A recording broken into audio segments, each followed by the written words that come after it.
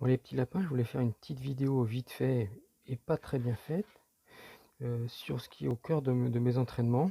Une partie de mes entraînements, c'est le travail que j'appelle glissement ou frottement, hein. C'est les deux mêmes, c'est les deux phases, hein, d'une même pièce. Et voilà un petit schéma. En fait, si vous avez imaginé un mur ou peu importe une surface qui est inclinée, si vous avez une bille ici, c'est clair qu'elle va glisser, sauf si je suis à l'horizontale.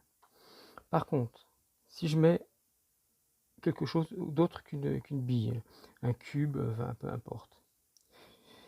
Ce qui va influencer sur sa capacité de descendre ou non, ou de résister à une poussée dans l'autre sens, ça va être l'angle, hein, ici, là l'angle n'est pas le même, on le voit, c'est bien plus incliné. Les surfaces, le type de surface qui sont en contact ici, donc qui frottent ou qui frottent pas. Imaginez une bande velcro, vous pouvez mettre le tout à l'horizontale, ça tient, hein.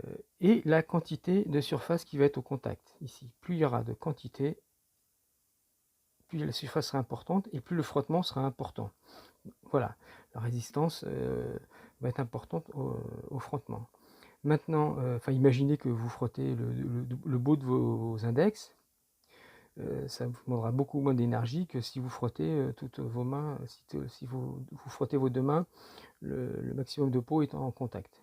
Ça c'est pas difficile à comprendre. Maintenant, si je veux m'opposer à cette force qui m'amène l'objet vers le bas, donc plus ça glisse, plus ça va aller vite, ou en tout cas il y aura de force pour descendre, il y aura moins de résistance.